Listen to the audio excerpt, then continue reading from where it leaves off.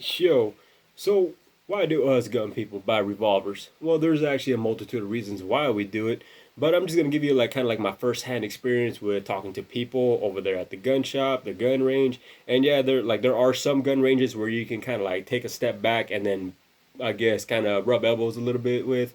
I've been to a handful of ranges where you can do that. A lot of it is because sometimes you're just waiting, sometimes you're reloading, and I don't want to hear it of like, oh well, what are you doing reloading at a range? It's simple, man. Like sometimes like the range day lasts longer than you think, and when it comes to revolvers, well, guess what? You kind of need to reload often, especially if you're just having fun. Now, here's just kind of like my little personal take on it. Honestly, almost everybody I know owns or owned a Heritage Rough Rider. One of the main selling points, and it's not because it's made in America, it is because it is cheap. Simple as that. You can get them on great deals at pawn shops. You can buy them at big boxes, and you can even, I don't know, maybe you can buy two of them over there at your local big box. It doesn't matter which barrel from the actual barkeep with a bird's head or that big freaking ranch one with a long ass barrel and a big ass stock. It doesn't really matter. It's one of those things. It's just affordable. Simple as that. And it's a little plinker. Uh, are you going to carry it? Probably not. Are you going to use it in any capacity? Probably not, because that's what your EDC is for. But quite honestly, it's just because it's affordable.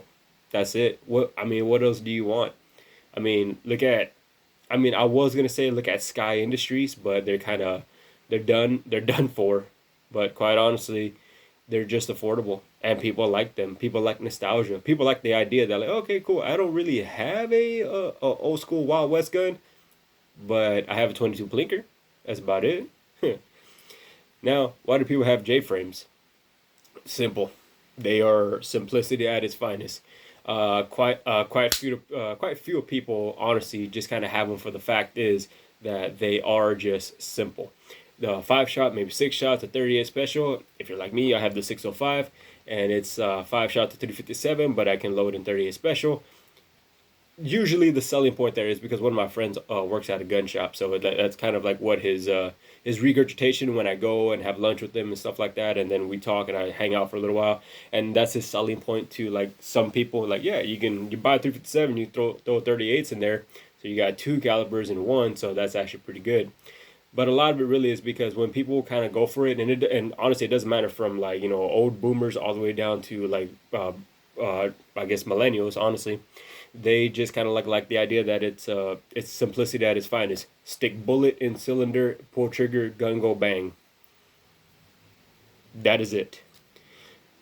Now this is where I have like a limited experience with why people buy big ass revolvers. I'm talking about like 44 Special, 44 Magnum, like just like the like the really big ones that you're like, all right, cool, yeah, like, and quite honestly, this might be a regional thing, but quite honestly, a lot of it really comes down to like, yeah, you can probably put down game with those revolvers if you're out there, maybe backpacking it in the North Carolina hills, maybe somewhere in Tennessee, for sure in Alaska. They have big, like big ass revolvers specifically for that with very very hot loads.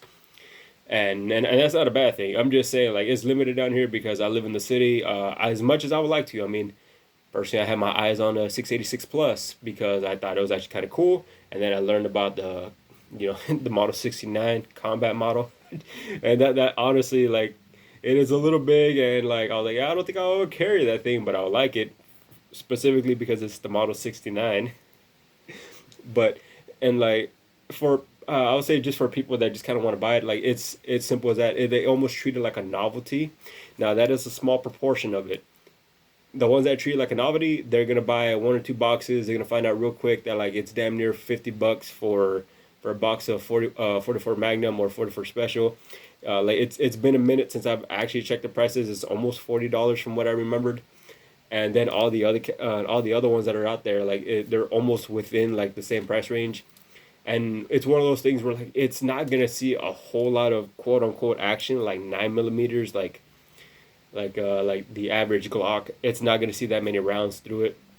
A lot of people can like talk crap because I remember when the Colts came out, you know, the Anacondas and whatnot, like when they re-released them, a lot of people are like, oh man, the tooling is not the same and this, that, and the other. Well, no shit. It's actually kind of a good thing, because if you actually just kind of take a step back, a lot of times when I first started and all this, it was just kind of like, yeah, there was a break-in period for some of these guns, and that did not go that, you know, like Colt, Colt was not like excluded from that.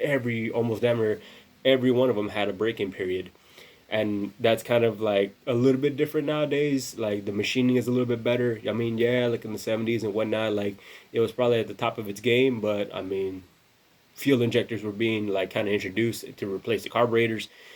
And I sound a little hypocritical because I have a fuel injector and I have a carbureted car, so it's kind of like, yeah, I understand what they're going for. But for the other half that actually uses it in a serious situation, is because they want power. They don't want 9mm. They won't settle for 40 Smith and Wesson. They won't settle for 357 Sig. They want something that makes a statement.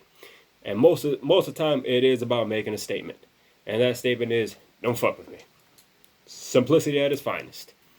And by all means, buy whatever gun you want, but that's kind of one of the main reasons why like the bigger ones get built, and or they nerd out really, really hard on that particular make, model, and brand. You know, they really enjoy it. Like I haven't heard much chatter, but it's always about like the actual, like the brand for sure, and then more likely the single action army guys that like their single action armies, and then like they go off about like it is too much. You know what I mean? Like in this side of on this side of the gun world, it is a little too much, where you can only absorb so much, and you can only like as much. You can only like what you like, honestly, and that's what I do. I own a lot of Rugers, but I don't have a lot of Ruger revolvers, for the reason that they're built like tanks, and that's something totally different.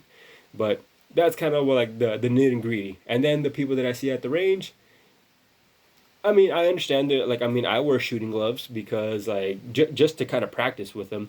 I'm not really scared of like, you know, burning my hand, cutting my hand. I mean, at work, I don't really burn my hand, but I cut my hand quite often. But I mean, it's just like, hey, I didn't know I was bleeding until I noticed it. But most of the time, like I see them and they're kind of like babying them. They are like, especially the ones with single action, double action capability. They full on they cock the hammer, because I understand the trigger pull with a double action only, or double action, is a long trigger pull, and then it's anticipation. You're like, ugh. And even though somebody could be saying, man, I've been shooting for 10,000 years and I never flinched one. Yeah, it's a perishable skill. Calm down. Everybody has a bad shot. Everybody. I don't care how badass of a marksman you are. Everybody throws a shot. But that's kind of like what I've seen most of the time. Like they're kind of like babying them. They're being very careful. And sometimes, hey, it is a good idea to have like, you know, like kind of like a teacup grip, because like you're supporting a big ass hunk of metal. And or like if you're grabbing like here, you're just kind of like make sure you're sturdy. And if you see a dumbass doing this with a damn revolver, well, he's gonna burn the shit out of his damn thumb. Believe me, there's a reasons why they were taught like that. I mean, it's not the most tactical thing in the world, but that's why they do it. So, other than making this video like way too longer than it needs to be, that's kind of like my quick and dirty to why people buy revolvers. Now, I know I left a lot of things out, and if you feel the need to leave it in the comments, by all means. And if you come across this video, I appreciate you. It goes to show that YouTube isn't really like shadow banning a whole bunch of, I wouldn't call myself a gun content creator. I would just call myself a dude with a YouTube channel that wants to talk about guns, honestly. So, with all that being said, if you feel like I left something out, go ahead and leave it in the comments. And if you come across the video, I appreciate you. All y'all stay free and all y'all stay safe out there, all right? I'll catch you on the next one.